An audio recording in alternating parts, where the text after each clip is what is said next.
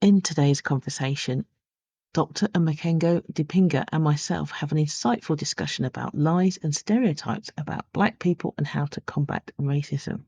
In this conversation, we go through 5 key takeaways, and Dr. Omekongo looks at how these false narratives stem from historical racism and persist through media, policies, and cultural conditioning. We also discuss concrete solutions that organisations can implement for authentic diversity, equity, and inclusion. I create clear thinking and decisive leaders who can amplify their influence. Contact me to find out how I can help you or your organisation. And today, our guest is Omekongo Dibinga. How are you doing? I'm great. How are you? I'm doing fabulous, actually. And I'm really excited for our conversation today. Me too. Before we do that, do you have a favourite book? I have a favorite book. You mean besides my new book? I will say that my favorite book at the moment, throughout different times we have different ones. Right now I'm jumping back into Think and Grow Rich by Napoleon Hill right now. You know what? I ought to read that. Too many people talk about it, and I just like know the summary, so I think I ought to just go buy the book. Yeah, yeah, yeah. It's just a great blueprint that they all speak about. And, I've read through it before and now I'm listening to it in the audio form while I'm driving and kind of receiving that information, from a different type of way, from the reading. And so that's probably one of my favorite books right now. Yeah, that makes a lot of sense. And what you said there is so interesting. I had someone come on the podcast before, and we were talking about the difference between hearing a book and Yeah. reading a book, and they were saying how different parts of your brain lights up depending if you're hearing it or whether you're actually reading it. And I thought that was really fascinating. Absolutely, absolutely, and somebody who also, does music and is a, musician, I've always been surrounded by music, so I'm always receiving things differently for sure when I'm hearing it versus reading it. But like you said, in different ways. Okay, so tell me a bit more about you. So I was born and raised in Boston, Massachusetts. My parents are from Congo, former Zaire, Congo, which is where my name came from.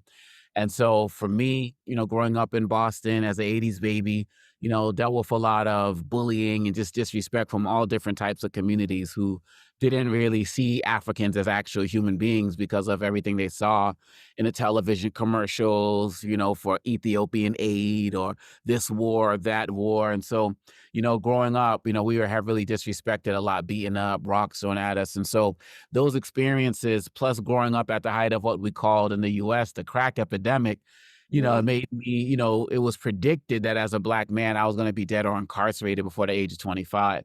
So, I could remember people walking around with shirts saying Black men endangered species. And people talked about us on the news like Mm. we were the bald eagle, like going to be extinct. And so, those types of issues were a real challenge for me growing up. So you add that with the bullying. My parents were very staunch activists. And so they were, my seventh grade year, my father was in a coma in Zambia because they tried to assassinate him. And, just a lot of rough things growing up. And those experiences led me to be a suicidal teenager. I never actually committed it, but I had lots of thoughts. And a transformative point for me was I was at a youth conference and I heard somebody say that suicide was a permanent solution to a temporary problem. Yeah. That's when I started to ask myself, can things actually get better? And, then one of my sisters found out about, I was thinking about it and confronted me. And ever since that happened, I started to change my life, change my direction. And I started looking for other sources of inspiration for me. And as someone who was loving poetry, I found that inspiration in Maya Angelou and Nikki Giovanni and others. And then I became a poet myself, started sharing my work. That led to me speaking to more kids as I got older, started speaking to more adults and started doing things like training teachers and talking about anti-bullying and creating communities where everybody can be celebrated and not tolerated. That led to me founding my company, Upstander International. And that's what I do today. I travel the world speaking about diversity, equity, and inclusion and how we can create communities where everybody can be celebrated and not tolerated. Wow, there is so much there. And how's your mental health now? Well, I mean, I do a lot of things to protect it. As as we see with things that are going on, and my art is my release. So as we see what's going on with in Israel and Gaza, and I'm looking at what's happening, and I write my frustrations away. So I just released a song actually called Gazrael, which is just a call for peace, and for us to do more to understand each other and stop pointing fingers and the like. My art has saved my life on multiple occasions. It's my ultimate form of expression. Being a father of three, and we see what's going on in these schools and these shootings and different things like that. Definitely prioritizing time with my family is very important to my mental health as well, and exercise. My wife and I have some hot yoga studios in the DC area, and I make sure I get my yoga practice on and do those things as well. If you don't take care of yourself, nobody else will. Brilliant. Thank you. Thank you for that. So you've alluded to your new book, which I understand is called Lies About Black People and How to Combat Racist Stereotypes and Why It Matters. And there's 4 podcasts just in the title alone there. Huge topic. So let's just try and like take it apart a little bit. So first thing, what are the lies about black people? And who are saying these lies? Well, there's 23 chapters in the book. The last 5 chapters are all devoted to solutions. But I'll just read some of the titles of some of the chapters. You can get an idea of some of the lies that we're tackling. So, chapter 6 deals with the lies that we've been told by the media. Chapter 8 deals with the lies about Black people being more prone to be criminals. Chapter 7 deals with the fact of, do Black people experience pain? Do we feel less pain than other groups? And other topics are Black people just bad with money? Black people can't swim. Black people can't live here. Like, those are some of the issues that I talk about in the book, because as the late activist Julian Bond said, if you take the words America and just turn the letters around, it can spell out I am race. And my goal is to make the argument that race is at the root of everything that we've experienced in the United States and, quite honestly, across the globe. And so if people really are committed to diversity, equity, and inclusion, if they're really committed to being upstanders, like I like to talk about, then you have to not only say that there's a problem with the lies, you have to understand the history of the lies so you can actually better be tooled in combating them. Yeah, that's so true. And I think part of it is just what you expect. I mean, I was watching some time ago now the film White Man Burden. Don't know Hmm. if you've seen the film, and it was interesting because they basically take the world it is today and how it treats black people and turn it around so that the black people are on top and the white people aren't. And then the black people say the same kind of lies that you've just been saying. And and I had such an interesting reaction to it, because you hear the stuff and you think, well, that's a bit unfair. That's not right. And then it made me think, but I don't actually, when it's said about black people, it just goes over my head. I don't have the same reaction. Like, do you know what I mean? It's like, I remember there's this bit in it where this black family, and they're rich, and I think they're talking around the table about how white people are too lazy to work, or something like that. And then Hmm. and they're Hmm. saying, "Oh, you just like them. That's why you're giving them money." And you just listen to the conversation, going, "That's so silly." And Yeah. then thinking, "Oh, wait a minute." And it's just like, it's just because you're so used to hearing it. It's not like you Mhm. necessarily believe it, but you hear it so much, it's just noise. Do you know what I mean? These lies are just noise that you don't react to anymore. Well, in the book, I quote Joe Madison, who talks about, activist and radio show host. He talks about how all of us in our society, we're culturally conditioned to believe that white is superior and black is inferior. And this is global. It's not just the United States. And so when you mention that, it's interesting, because when I first started writing the book, I had white people in mind who were all part of like the Black Lives Matter movement and protesting and, wrote it on their, Facebook pages or whatever, but they wanted to learn more. But here's the weird thing that happened, which goes to what you're saying. I went online and I asked people, what were the lies that you were told about Black people? And the majority of people who responded were Black people who were talking about all of the lies they were told that affected their own lives, about how they would never be smart enough to go to college, like they would never be able to, find a man because they were an angry Black woman. They would never be able to command a certain salary, and all that. They would never learn how to swim, like all of these different types of things. And like you said, we conditioned ourselves to just think that this is just how it is. And so this book is for anybody, like I said, across the globe, who has been told a lie about a Black person, whether we're talking, London, New York, or, Johannesburg, and wants to learn the root of those lies and also how we can combat those lies. In the book, I have interviews with other people on their anti-racist journey, talking about their experiences of lies about Black people, multi-generational, multiracial. But I also have activities in the book that you can do after each chapter to help you process what you just read.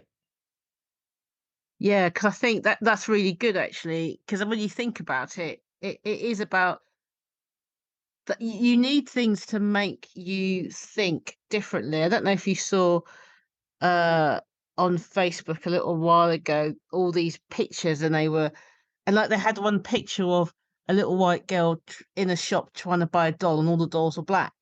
And I swear, my first reaction was, that's not right, that she should be able to pick a doll that looks like her. And then I started laughing when I think about when I got there was no like, because it didn't even occur to me at the time that it was bad I couldn't get a doll that looked like me. It was just like, oh, there isn't any. But it didn't make me angry growing Mm, up. Yet I was angry that this yep. fictional white girl couldn't find herself a doll. Yeah. And it's interesting because when in my chapter where I talk about like, do Black people feel pain? There's two lenses that I take in it. The first one is about, Black women and pregnancy mortality rates, and how Black women are more likely to die from, complications of pregnancy than white people, in the United States. But a lot of that has to do with the medical industry, and our doctors and nurses today, not the 60s and 70s, have taken surveys and they actually think that Black people can tolerate more pain.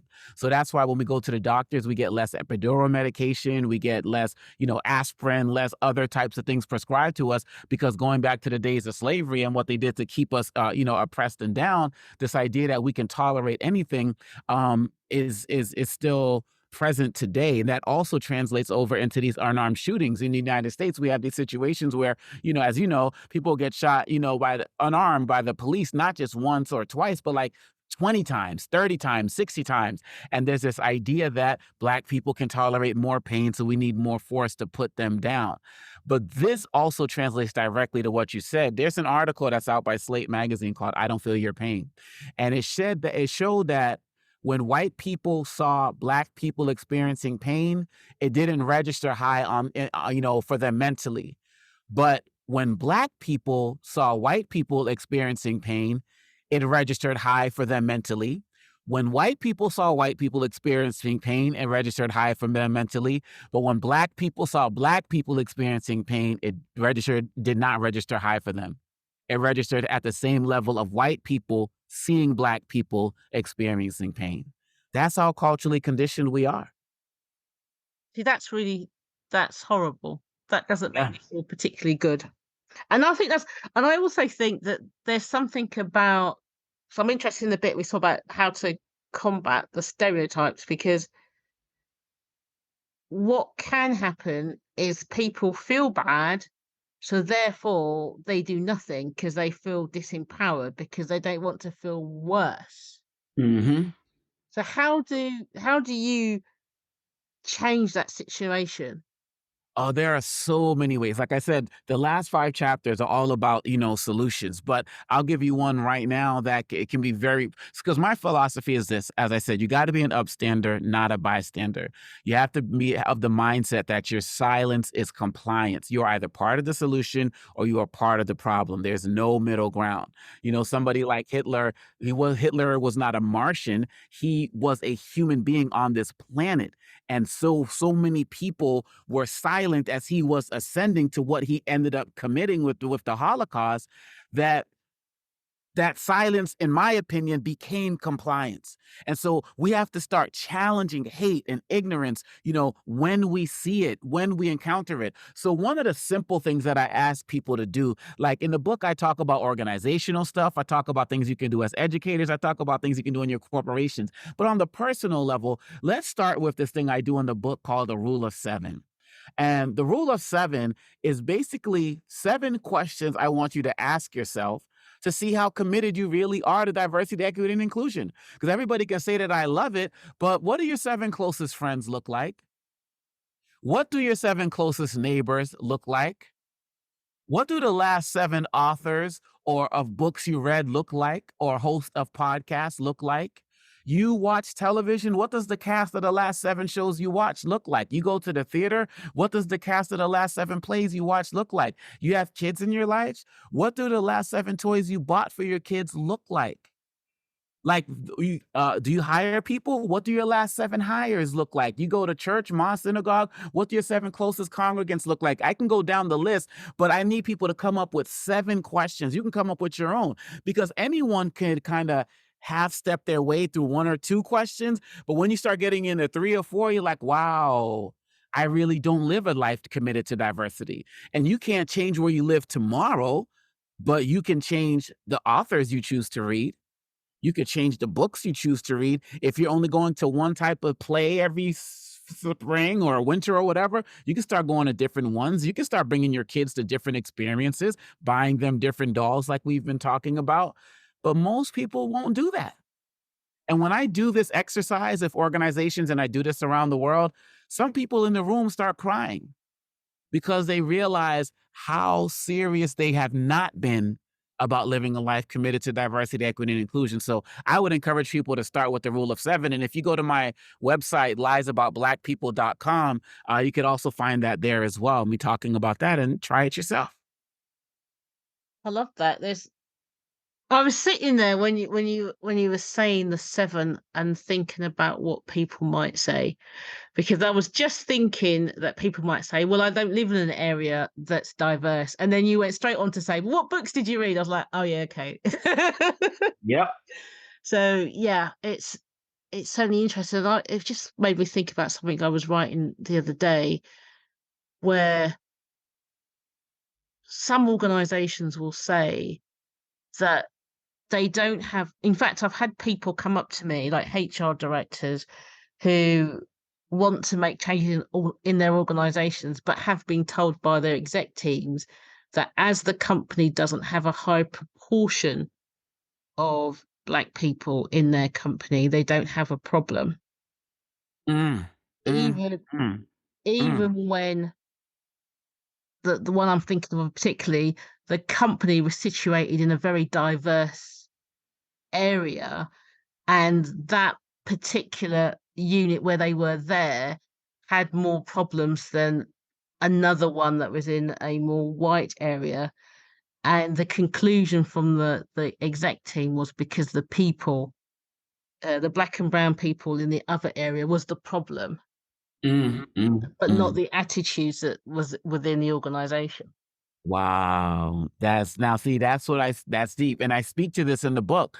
When I speak to many like majority white audiences, I tell them, you're mistaken to think that only marginalized, oppressed groups are victims of racism. So I teach at American University in Washington, D.C. And many of my students, I'm the very first time they ever had a Black teacher ever. Their whole life, K to 12, kindergarten, from little to older to high school, whatever, they've never had it. And so I tell them, like, if you've never had um, a Black doctor, an Asian lawyer, a Native American teacher, a Hispanic banker in your like if you've never been exposed to any types of diversity in your life, you are also a victim of racism too.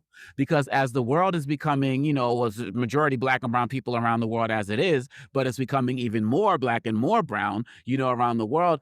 You're growing up in a vacuum. And when you get out there and actually expose yourself to the real world that most of us live in, you or your child is going to be at a disadvantage. And so those people think we don't have a problem because, it's majority white people here. What's going to happen when more diverse people try to experience your company? What's going to happen when you try to run some social media campaigns and you realize, oh, you get into trouble, your company's become a hashtag because you didn't have any Black people in the room when you had this conversation, or no Indian people, or no, people from, Algeria or Congo or wherever, or you had no Muslims in the room, or whatever the list is, and you're going to put yourself out on Front Street, and then you're going to get exposed, and then you're going to say, oh, we are committed, and then you're going to get that random Black hire. Like, that's what too many companies do, and that's how you know that they're not serious about this work. Yeah, thank you for that. I mean, I it just made me think of something I was writing for a magazine only yesterday, and what I was saying in my article was that Generation Z is the most diverse generation we've had yet, Hmm. and they care more about companies doing something rather than saying something, and Yes. that interracial, and this is like globally, and interracial marriages and relationships are on the rise in Gen Z and millennials. That's right. So my point in my article was, even if you believe your company is homogeneous, you don't know whether your employees are married to or with other Hmm. nationalities, or they have children from other nationalities, and that could become a problem because some of the statements and the way that you're working could be affecting their kin, and you may never know it until you see them leave, and you, as you say, you become a hashtag. Absolutely. And why is it that your company has been majority white now or for so long? Is it because of what you just said? Is it because people know that it's not a place that's welcoming of their diverse experiences outside of their organization? And in a lot of places you see it's intentional. And then, as you know, a lot of times when they do hire us in spaces relating to diversity, they don't give us a budget. We're just kind of there, kind of in a representative fashion, but don't really have any real power. And then organizations, start experiencing diversity fatigue and start cutting back and go right back to where they started. Mm. So back then, so I think actually I was about to say something that's probably not true. I was about to say, okay, let's move on to the solutions because we all know what the problems are. But I guess we don't all know what the problems That's are. right. That's right. Actually, That's because right. I am making an assumption there. But I was looking at the contents of your book, and you've got, you lay out very clearly a lot of what the issues are. And I noticed on one of your chapters, you talk about being beyond the performative celebrations of the Black experience. Could Yeah. you explain a little bit about what the performance celebrations are, and then what kind of solutions? So the problem is that many organizations, when they decide they want to do something to honor Black people, it's usually some type of physical type of thing, like, a Kwanzaa demonstration, or, something celebrating, like in the United States, something like, Juneteenth, or, the day that, the last enslaved people from out there were free, right? And so, or, other holidays that, may exist in different parts of the world, and they just may put up like a flag, representing Black people, or a picture of this person, or say, share some historical